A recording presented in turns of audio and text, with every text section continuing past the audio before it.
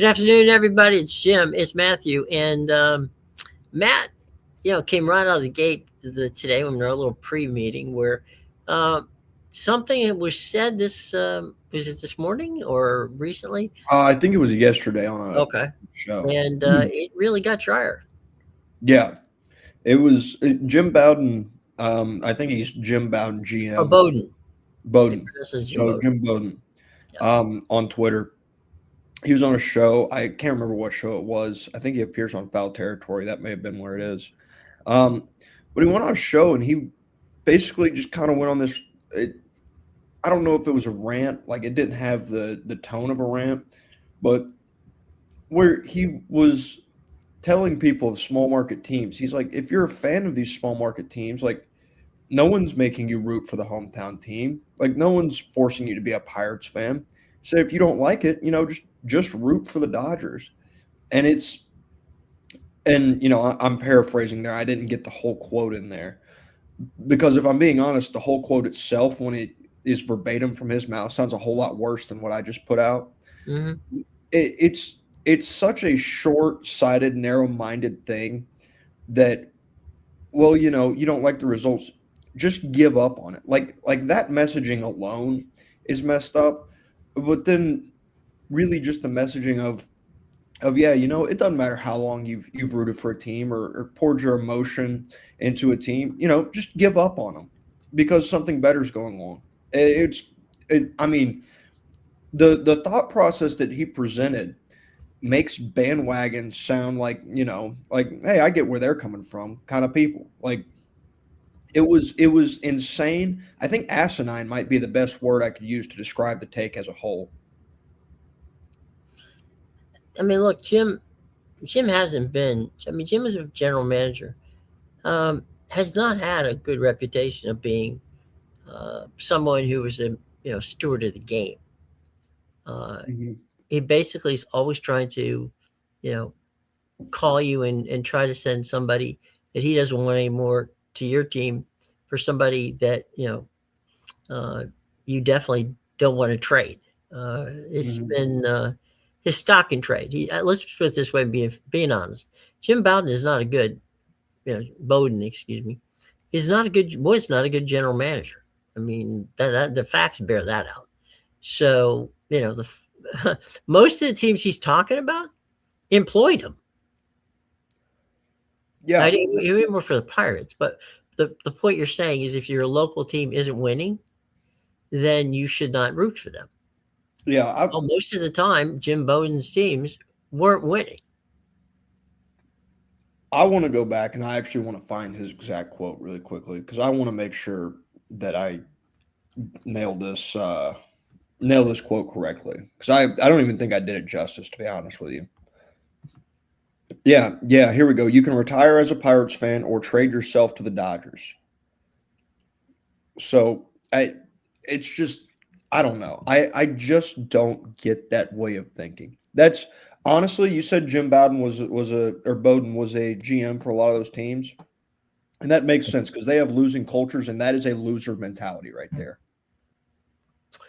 He did have one winning season as the general manager of the Cincinnati Reds in 1992. Yeah, and I mean to be honest with you, the person that was doing the show with him, Mhm. they didn't do any favors. They didn't offer any pushback on that, and I mean, that is hands down one of the worst like mentalities I've ever heard, and I'm very Right. afraid that. Oh, all right. Um, So I popped in to say hello. That's yeah, and I don't want people to hear that. Like just a regular sports fan to hear that and like think that like yeah that's completely normal. That's fine. No, like that's not. I can tell you like from my own perspective, I was a 10-year-old boy when I hmm watched Georgia miss the SEC title victory and hmm most likely a national championship by about 4 yards because Aaron Murray had a pass tipped and it was caught short of the goal line as time ran out. Like that's something that happened. But I went through all of those losing experiences because the hope is that you go through these losing experiences and you invest yourself in these sports teams Mhm. You hear about them a lot, and you come out the other side, and eventually something good is going to happen. Like, yes, the spending isn't great in Pittsburgh right now. Yes, the spending isn't great in Oakland, or should I say Vegas or Sacramento or wherever the heck they are. Right. Like there's places where things aren't necessarily good right now. But guess what? The Cincinnati Reds aren't fantastic. They made the playoffs last year. Like these Mhm. things can happen, and especially if you're going to get a change in baseball's financial structure overall as well, then change may happen sooner rather than later.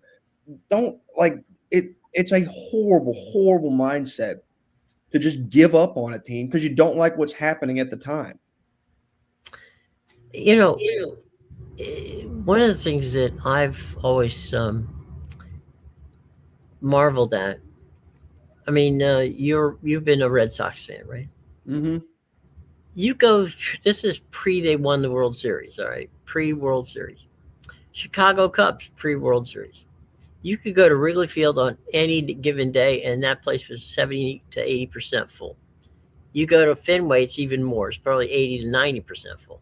Hmm. These fans were just they love baseball. Okay, they didn't get to World Series. They occasionally made playoffs, but they were baseball fans. They're fans of the Cubs and try or of the Red Sox and try to dissuade them. Forget about it. It's not going to happen. Win, lose, or draw, they're going to show up. And the same can be said for. I think this is one of the most fascinating numbers to me in all of baseball is the fact that usually in the top 3 or 4 in attendance at the season end, the Anaheim Angels.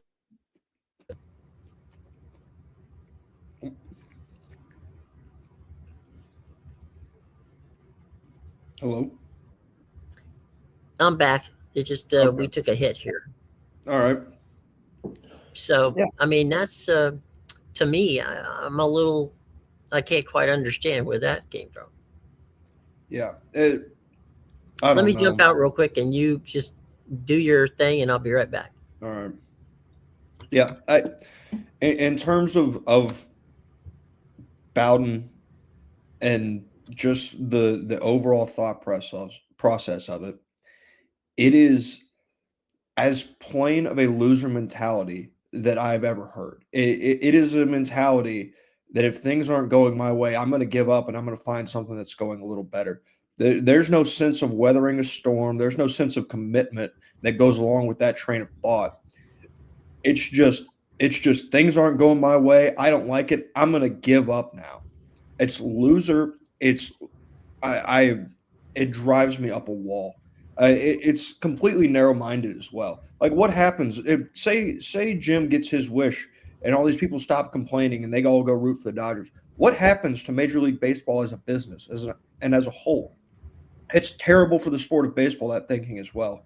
So I'm not sure you could pay me enough money to have Jim Bowden, in one of my favorite teams' clubhouse.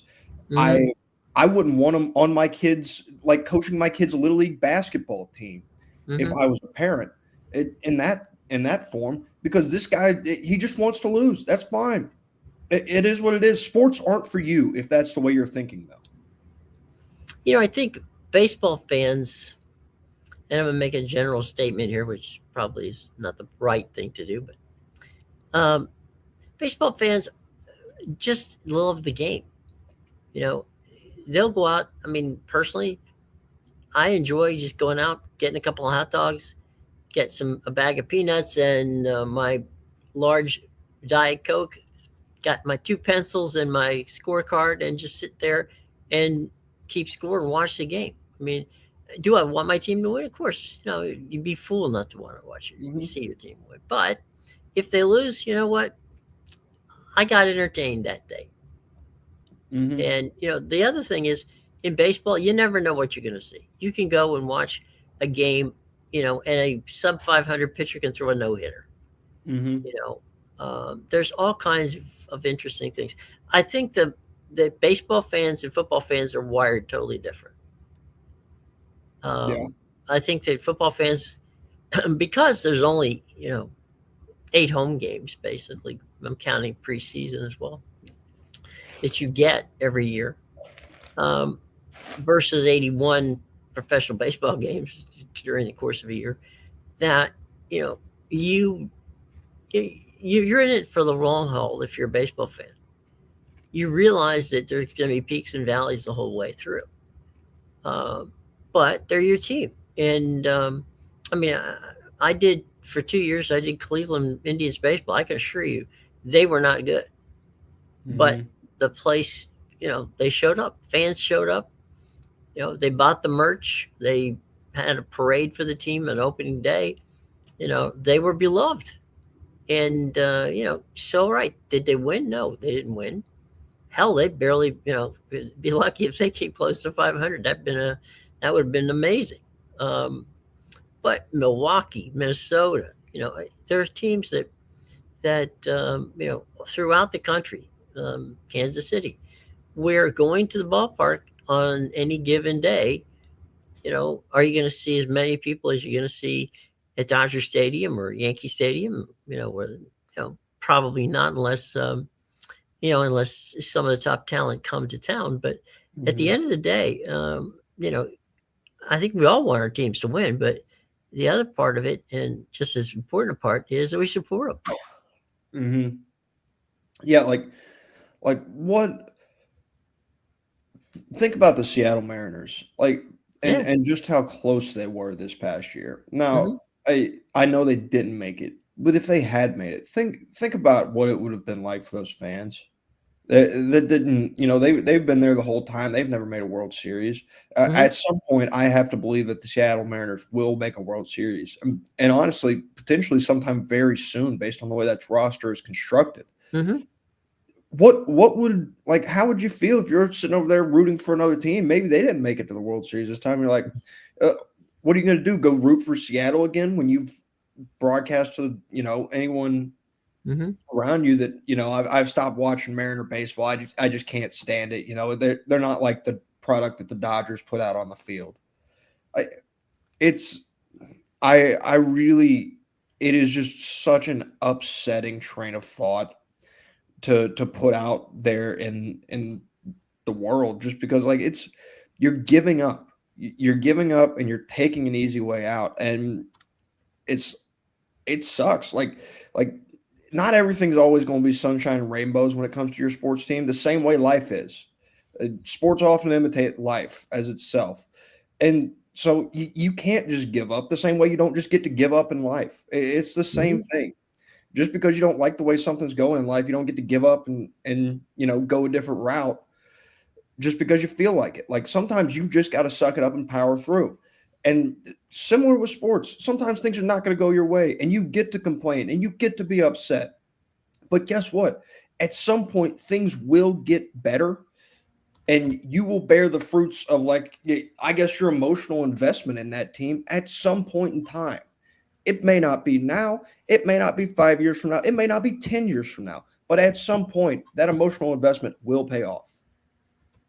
Yeah. At the end of the day, I think the key here too is that, do you really just enjoy it, right? I mean, that's what we're Mhm. here for, to be entertained. It's entertainment, and if it gets you, you had a bad day, right? You go out to the ballpark, you sit down, you enjoy the game.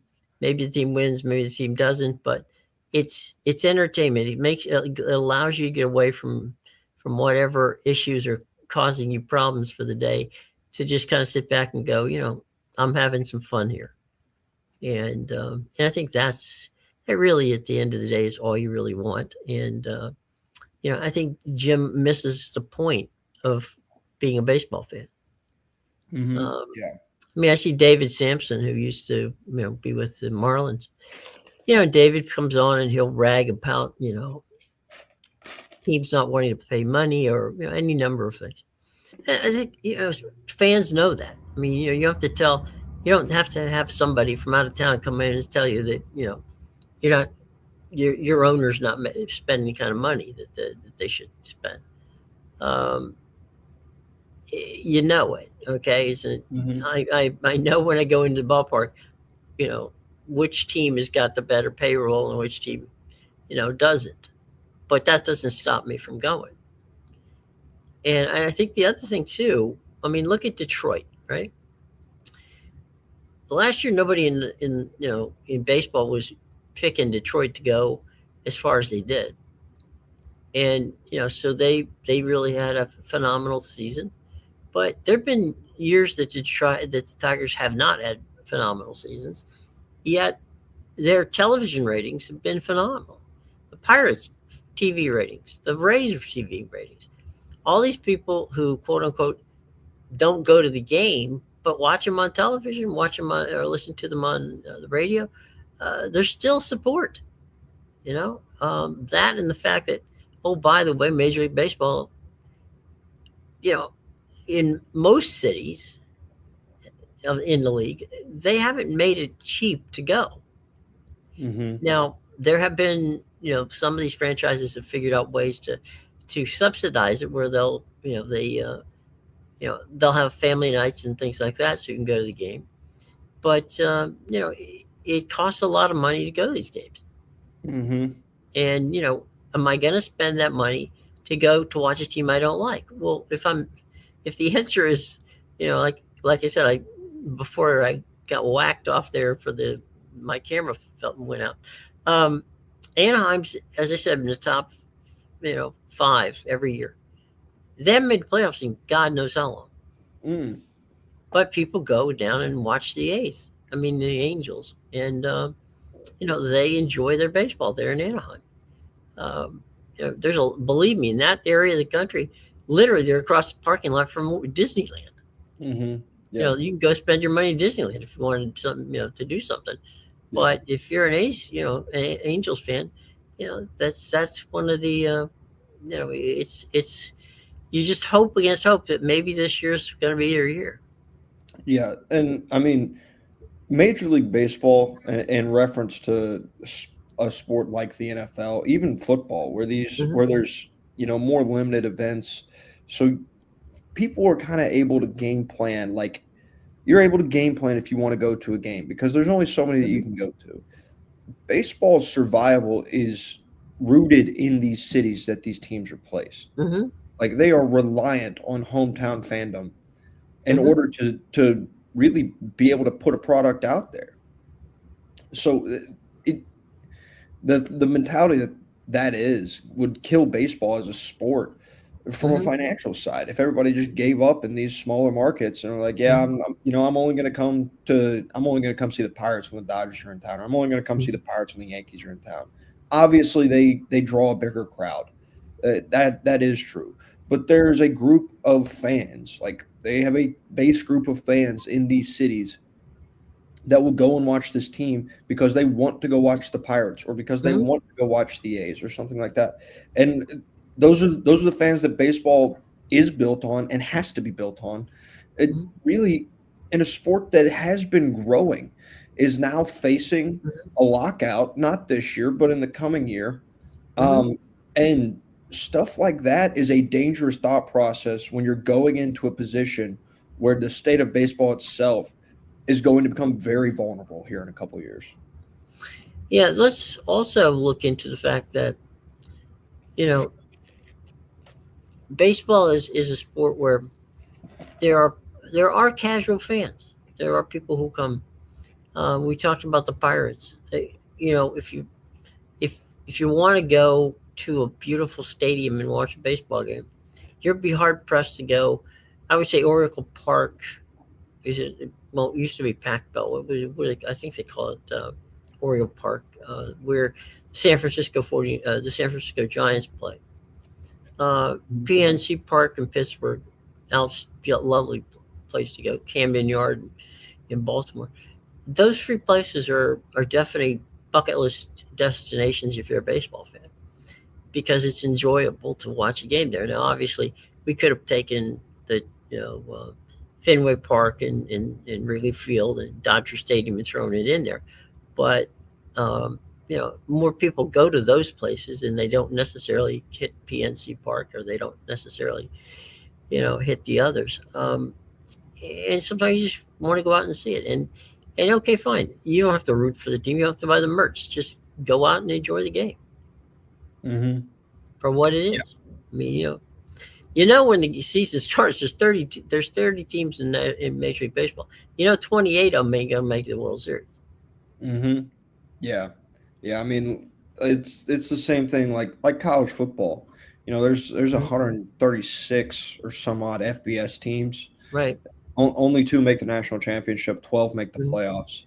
Right. There's exclusivity there. The same thing is there's only two teams in every championship game. There's a lot more than two teams in every sports league. So just because things say you haven't made it in 5 years, that you're not expected to make it in 5 years. We have these outstanding circumstances in some of these places. New England, the Dodgers now, Alabama football. Like there are Mhm. these out the Golden State Warriors, the Cavs while LeBron was there in that Mhm. second stint. Like there are these outstanding circumstances where you enjoy success that is not normal. Like this is not a normal level of success that you're like that should not be your expectation as a Mhm. sports fan.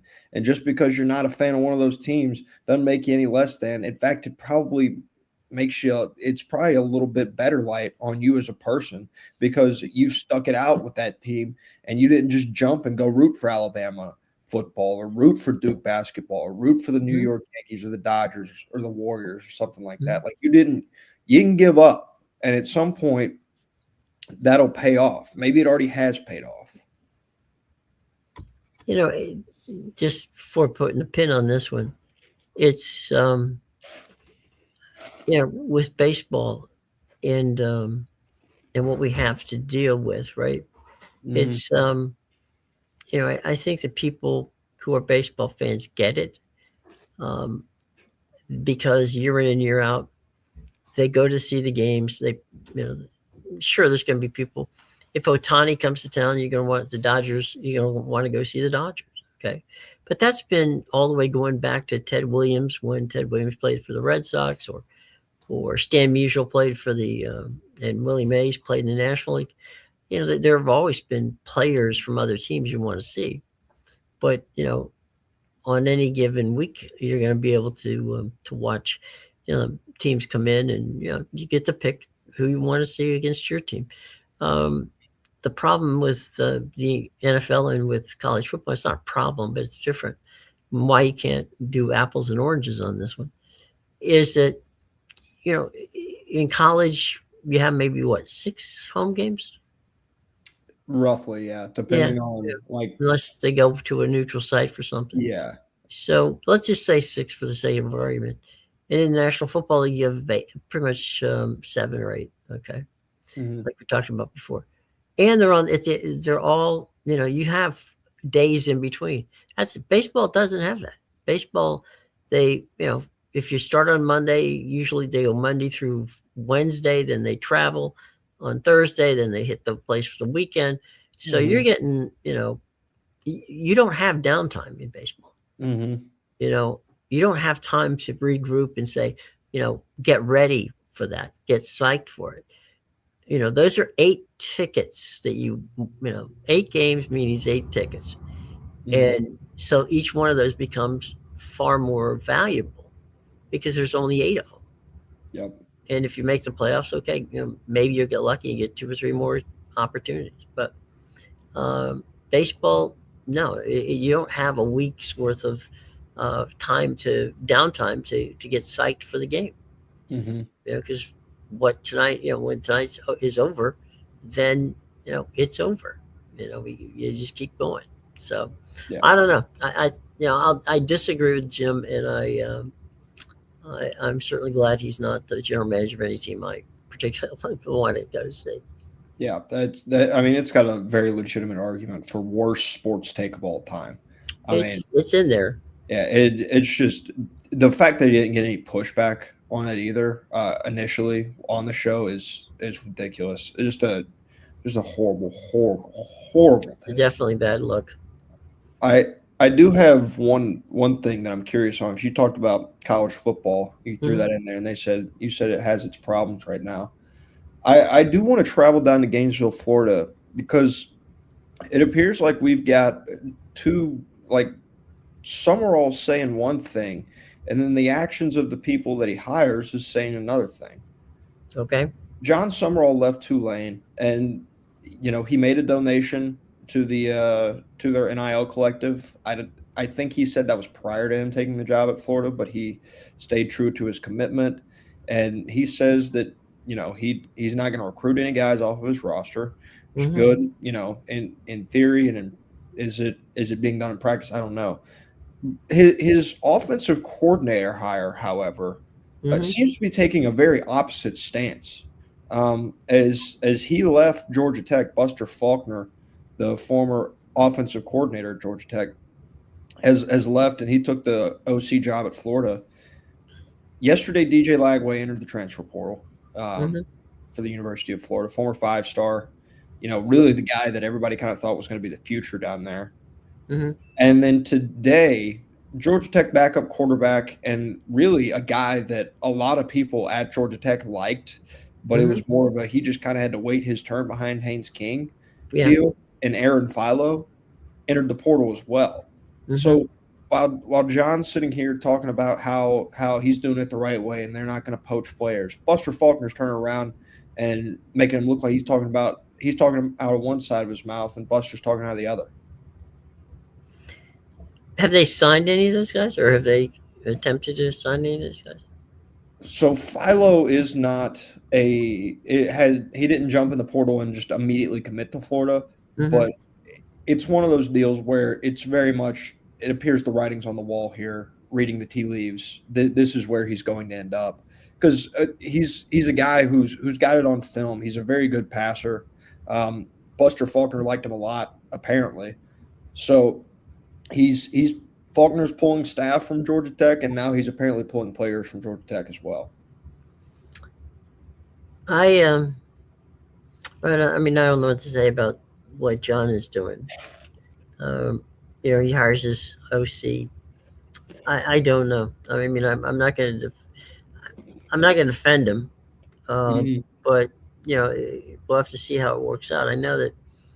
Um, I know that when John got to Gainesville, that two of the people that were the first people to sit down with him was Spurrier and Urban Meyer. Mhm. And ironically, Urban Meyer still has an office at the University of Florida, along with Steve Spurrier. And they basically sat down and said, "Look, we'll help you any way you want to be helped. And if Mhm. you don't want to be helped, well, we'll stay out of your way." But there's a really disturbing situation in college football these days, where coaches move and they take kids with them. I understand if you were if you're recruited by that guy and you like that coach, there you go.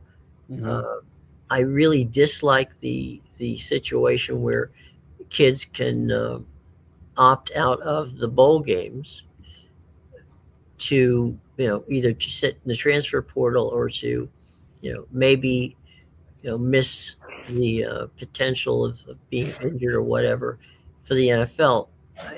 Basically, if you do that to me, you quit on your team. I mean, you're either a teammate or you're not. And if you're going to jump ship, before you play in the bowl game, um, again, maybe I'm too old school, but that just bothers me. It bothers me because you know you brought this team and you helped this team and you were on this team. You got them all the way down to the bowl game. Okay, maybe you didn't make the playoffs, made a bowl game, and and here they go, and they're going to play that bowl game, but you're not going to play in it because it doesn't work for you. Mhm. And I don't like that for coaches. I don't like it for players. And maybe if we have to move the calendar a different way, fine, move the calendar. But it's like when Kirby went to and Georgia played Florida State. That was a massacre. You knew it was going to be a massacre before you could put 40 points on the board before you even kicked off. Yeah. There was no way FSU was going to hang with Georgia. Yeah. It's a calendar that just has to change. And I forget who I heard talking about it the other day on X. and talked about moving the season up, the start of the season up, Yeah. to where you're able to end by the first of the year, like you're able to play your national championship on December 31st or New Year's Day, whatever Hmm. you may want.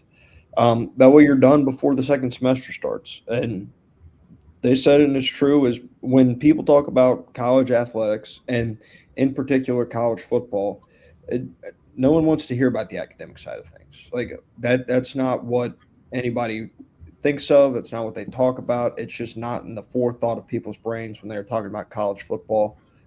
Um, but it's something that they still have to work around, and it's something that really has hindered this schedule that the NCAA has created throughout the college football season. And until they are able to address it and move things along with this college football schedule, like it starts in it starts there. Like there's a lot of things wrong with college football, but before we fix NIL and everything else like that, like that needs to get fixed. That's a little higher up. It's got to start with this calendar, and until we get that figured out, we're going to have people leave the sport at a higher clip. We're going to have people retire early.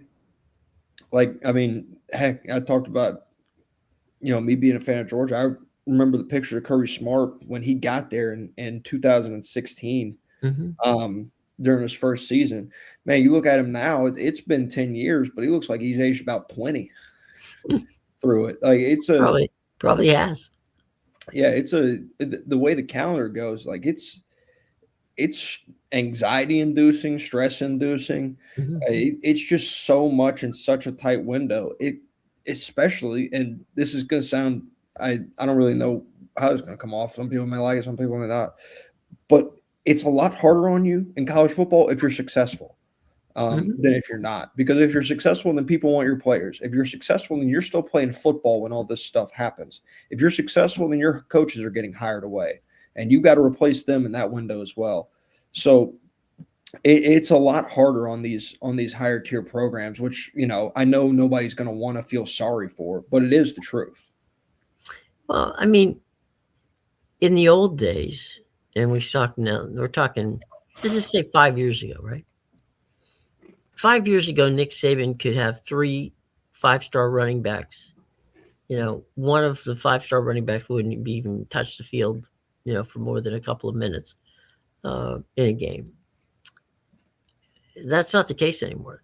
If you've got a five-star running back who isn't running or playing for you, you're going to end up seeing him in a transfer portal and he's going to go someplace else. Hmm. Is it good for? I mean, is it good for the kid? Is it good for the institutions? No, but it's your point. It pushes your point, which is you have to recruit these guys 2 or 3 times. Yeah, The same people you recruited, you have to keep them there.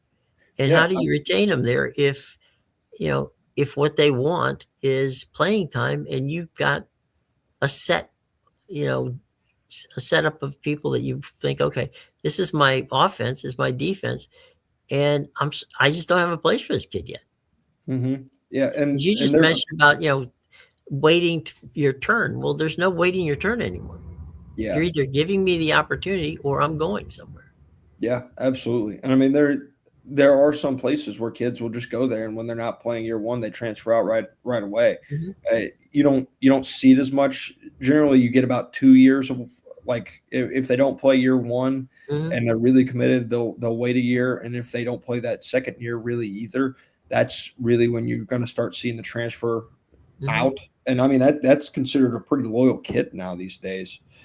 So they have a problem in terms of this transfer portal and the commitment that these guys have. There's a word that has entered the vernacular of a lot of college football media people now. Hmm. It's the phrase roster retention. Right. That's not really a phrase that you use in the NFL. It's not a phrase that you have to use in the NBA or anywhere else. It's exclusive to college football, college basketball, Hmm. really any college sport that the transfer portal plays a major role in. That roster retention, and it's draining because not only are you recruiting these high schoolers, not only are you recruiting the transfer portal itself, you're re-recruiting your own roster. Right. If they haven't necessarily gotten the results that they wanted yet. And sometimes, even when they have gotten the results they've wanted, you still have to re-recruit your roster because somebody else may have came calling with an extra $500,000 for them next year. Right. Now you mentioned about the athletic aspect, academics. I'm sorry, aspect of it. Um, I don't know that many fans sit back and think that the fact of, well, let's use University of Georgia for a minute, or Michigan, or any of the higher uh, tier programs. You got you got 80 scholarship kids. Okay, Mm-hmm. you probably have another 10 to 15 walk-ons. Mm-hmm. So you're looking at a close to 100, if not 800 players. Not every one of those 100 players is going to play professional football. No. So they actually are there, God forbid, to get a scholarship and use that scholarship to get a degree. And if you're running around, I mean, we're now looking at guys who are in the transfer portal, who have graduated and are getting their master's degree. I'll give you the most the most outstanding example of this Hmm. because he entered the portal yesterday. Georgia State quarterback TJ Finley entered the portal yesterday. Hmm. He's currently applying for a seventh year waiver with the NCAA. And if he were granted that waiver, he would be going to his seventh team in as many years playing college football. He was at, I'm trying to think of the stops off the top of my head. He's at Texas State, Western Kentucky, Auburn, LSU, I think Tulane for a short period, and then Georgia State. I think that's six off the top of my head. Um, but like, and if he gets granted this waiver, then he's going to number seven. That's It's crazy. insane. That I mean, 7 years. What are we doing? He could actually become a doctor at that point, Yeah, I mean, or a he's lawyer. pushing it. It's crazy. I mean, it's you know, again, I hate to sound like the old man on the not on my yard situation, but it's to think that one kid can go and play at seven different uh, teams. I can't. If I'm an NFL scout, I'm actually recruiting a 25-year-old kid. Yeah, yeah. I mean, and and another thing for these guys is they're viewed a lot differently when it comes draft time. The Hmm. longer they spend in college, like Yeah. age matters a lot to these NFL scouts, Hmm. uh, just in terms of where you're at in your development. Because I think, in all honesty, there are some places that get it like they do a really good job and they get relatively close.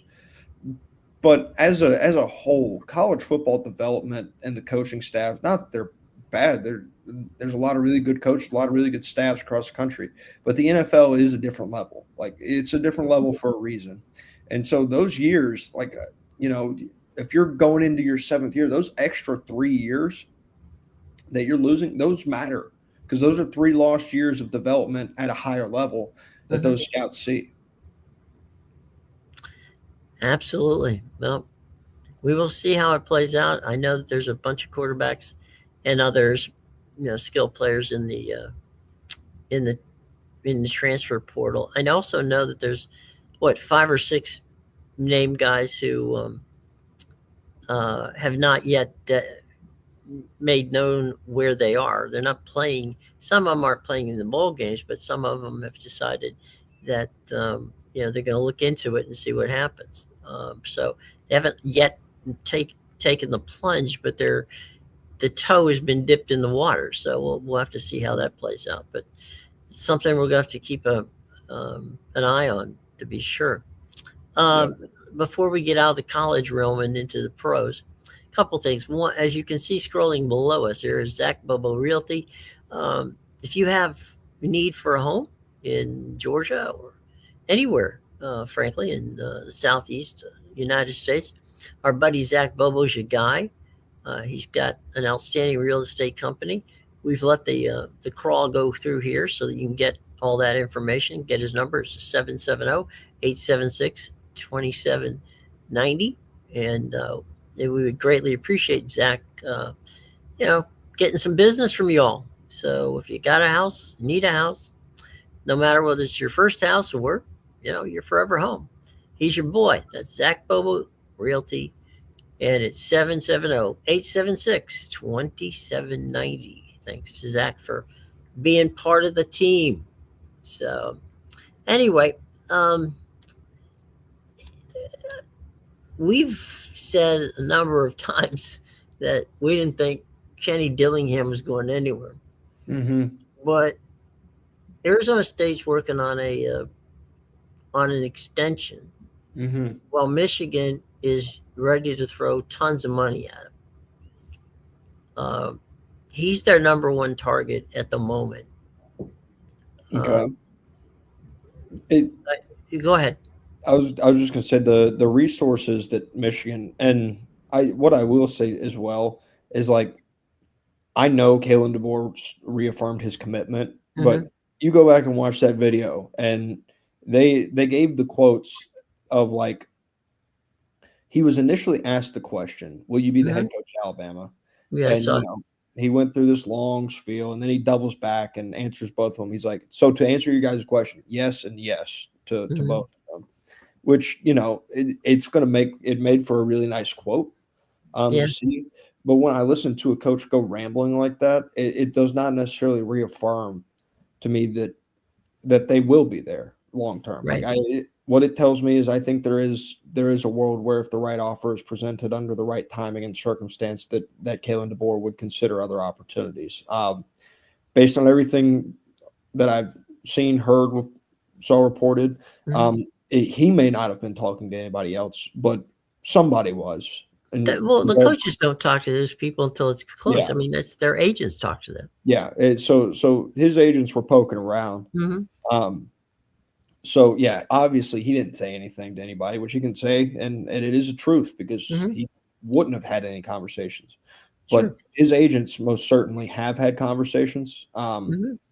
surrounding it. So I wouldn't shut that one down entirely. No. Would I call it the expectation? No. It does seem like Kenny Dillingham right now is the most likely. I would Hmm. say Kenny Dillingham's probably one, and backup plan is probably Jed Fish, if I were Yeah. guessing, Hmm. um, just based on everything. So there's options.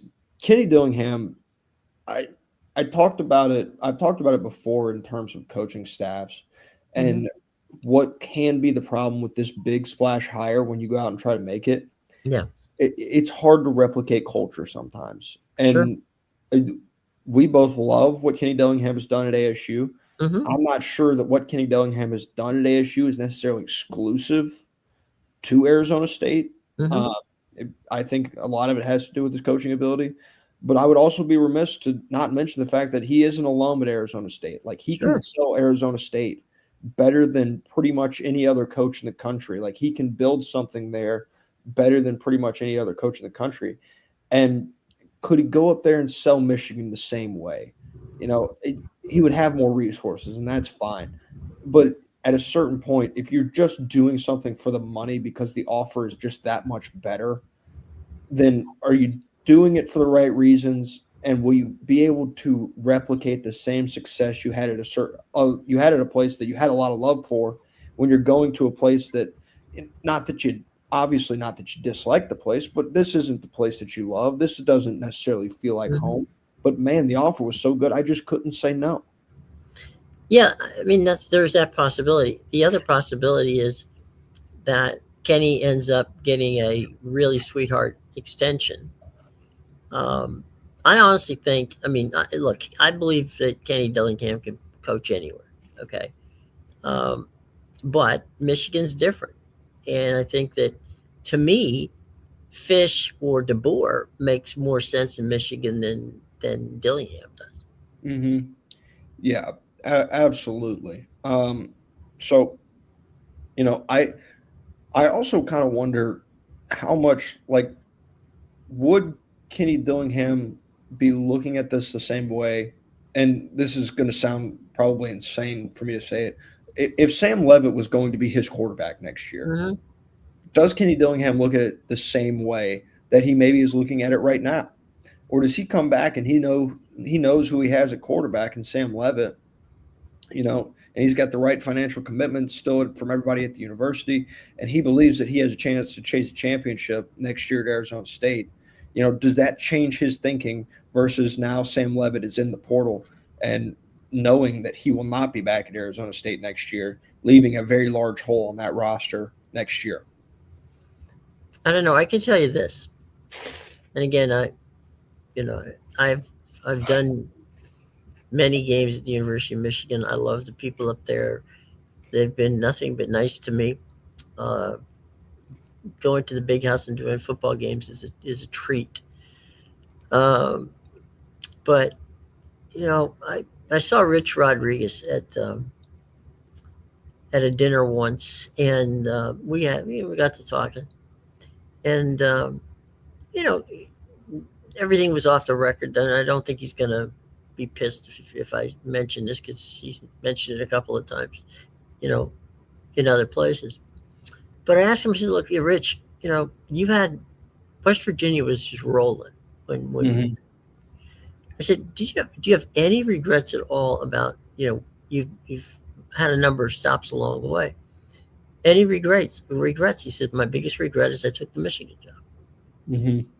He said, I didn't realize how big that job was. I didn't realize how much in the way of resources they had. And he goes, and I didn't really, honestly, understand how important being involved in the Big Ten was.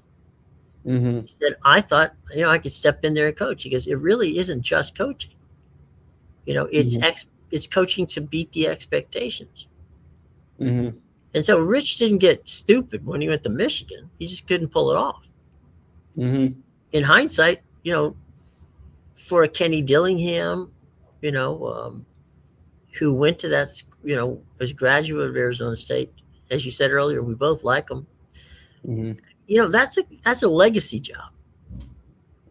You Mm-hmm. know, Yeah. so if you run to get the money from Michigan, and you don't do, you know, as well at Michigan as you did at Arizona State, the expectations at Arizona State, and this is no slight against the people down in Phoenix and that's entire lovely Tempe, Arizona area. I mean, you cannot but help fall in love with that campus when you get down there. It's just great. It's a cool Mm-hmm. place. All right. Yeah. The expectations at Arizona State are not even within 200 miles of the expectations that they have in Michigan. Yeah. I do think it's an important thing to put a caveat on it. Like it's not because of the expectations that Kenny Dillingham shouldn't go. Mm-hmm. Yes, they like it is something that everybody notices when you look at the job. Sure. It's not necessarily the expectations. It's the expectations and how quickly things can go awry, or like the people up there can turn on you. Mm-hmm. You're not running from expectations. There's something to be said for finding a place that you can build something special at, putting your roots in the ground, and building that place into a winner. Not and not not that you're running from expectations, but man, wouldn't it be something to recalibrate the expectation at Arizona State? Recalibrate like Rich Rod did back when he was at West Virginia. For a while there, Mm-hmm. he recalibrated the expectation at West Virginia. Like he had that ability with what he was building. So if you are able to plant yourself and build a culture and build a system and build a program from the start, because I'm not sure if people remember where Arizona State was at prior to Kenny Dillingham. They had Herm Edwards, and boy, was that thing a plane crash and Mm-hmm. burn. That Oh was, my lord! I mean, you want to talk about rock bottom? That was that. and in fairness, and this is Herm's a good guy, Yeah. and he's not a bad coach.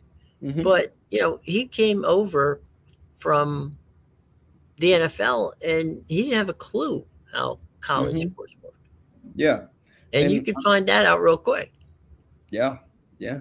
And in terms of where the program was at post Herm Edwards, it.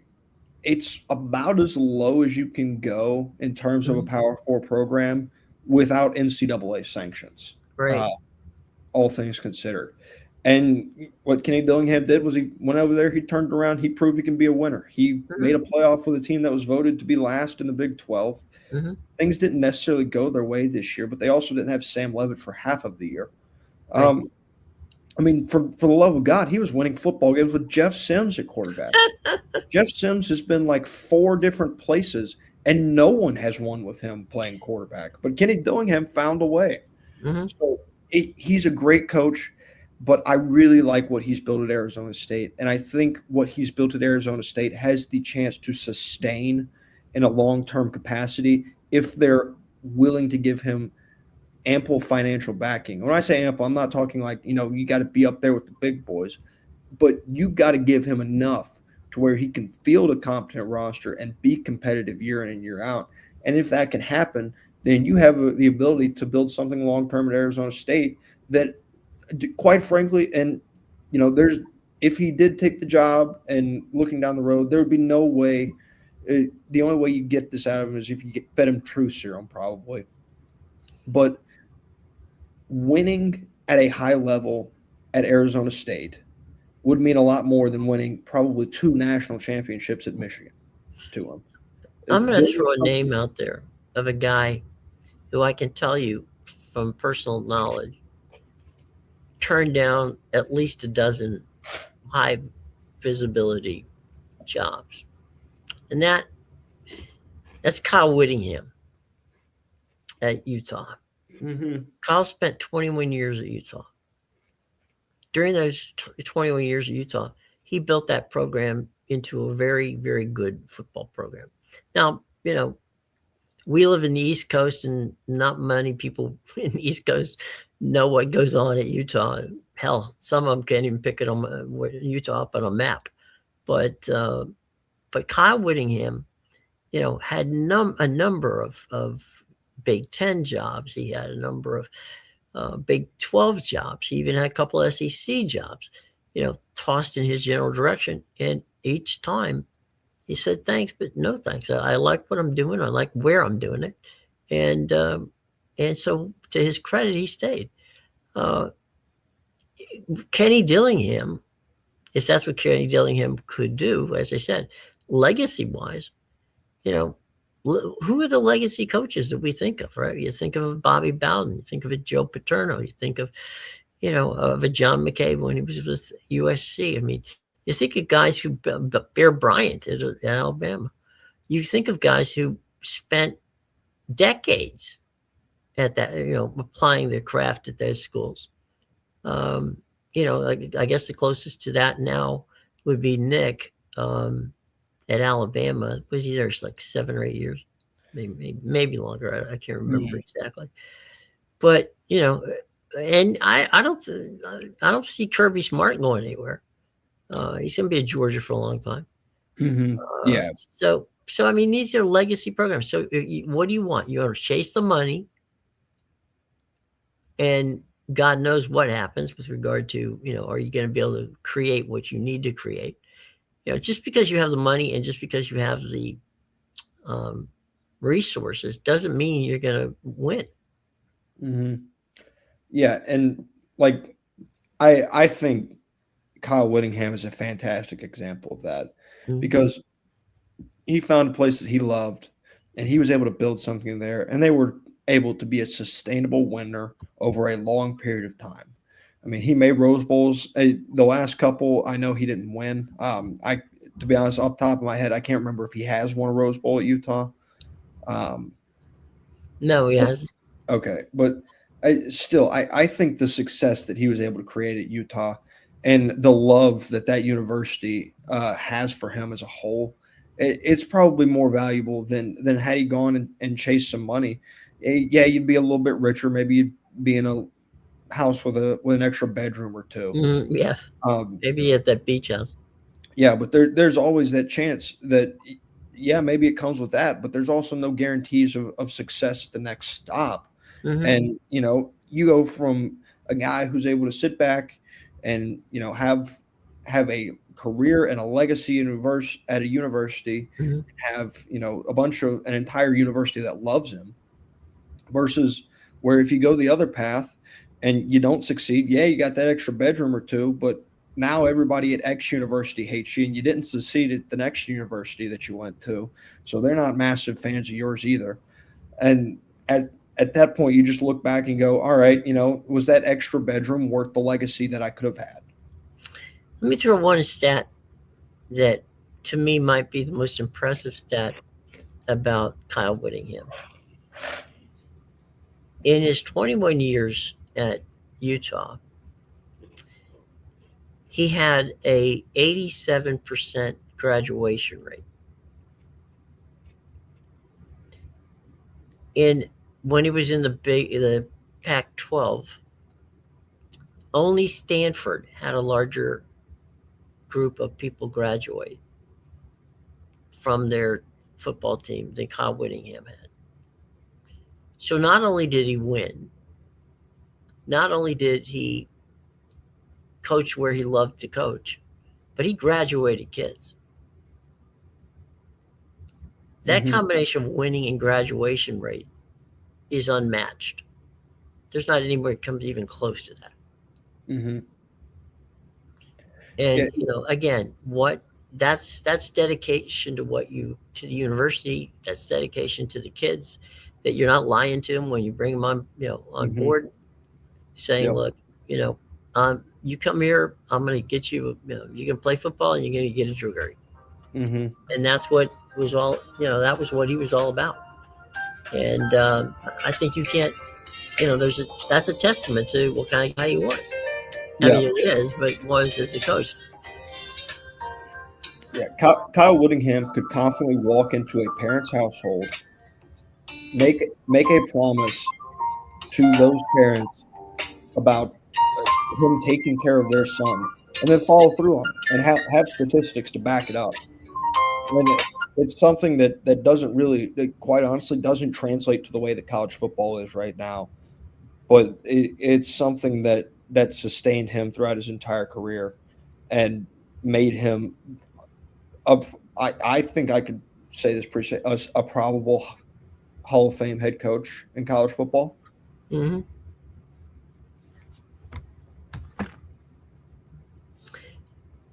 Is my mic muted? I think I No, accidentally. No, okay. No, I yeah, mean that just goes to show you what a class act he is. Um, we've come pretty much to the end of the show here.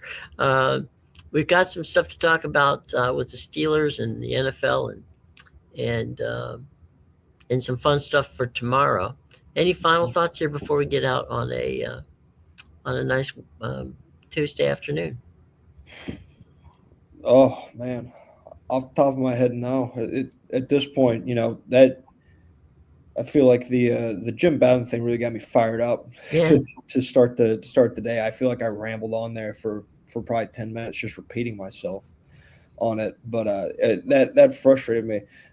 My thoughts right now are really focused on it, and this is a more personal thing, but the Red Sox front office right now is making it, again, the off season's not over. There's still plenty of moves available, plenty of Mm-hmm. free agents, but the way they're thinking, like just based on what I can glean from everything, they don't hand out contracts to older players. They don't hand out long term contracts to older players. That seems to be messaging. Um, that's of the ownership, because it's something that they've done throughout their time in Boston, in terms of not handing out long term deals to older Mm-hmm. players, or a reluctance to. But it's very analytical, and they seem to be overvaluing their players, and it seems to be kind of killing some deals that may Mm-hmm. otherwise be on the table for the Red Sox. And so I'm a little bit frustrated with the current approach. It's good to be analytical. It maybe, I know there's a handful of front offices that probably listen to Beyonce's "Who Runs the World" girls, and just replaces girls with analytics, because they believe so steadfast in their analytics that it will deliver them a winner. And quite frankly, you need a little bit more than analytics when you're making a deal. they're good and they can help make a right decision, but they are not the end all be all and what makes a good deal, whether that be a trade or a free agent signing. There's a lot more that analytics can't always compute, and so I'm a little frustrated with the current model of the front office right now. One quick note on Joel Sherman. We're going to go a little quick about baseball. You're talking about the Red Sox. Joel Sherman reported over the weekend that the New York Mets didn't even give Pete Alonso an offer. Mm-hmm. They also refused to match the offers on the table for Edwin Diaz. Mm-hmm. They were okay with letting those guys walk. They let two of the Mets' favorite, fans' favorites go. So yeah, it's what you know, what you do. Okay. Yeah. All right, guys, we're going to be out of here, and we will be back tomorrow, same time, 3:00. And, we'll talk NFL, so get your NFL questions ready to go because we're getting ramped up for that. And, of course, this weekend we're going to get headed out on the college playoff situation finally gets underway. So absolutely. Until then. All right, guys, see you tomorrow. For Matt, I'm Jim. Take care.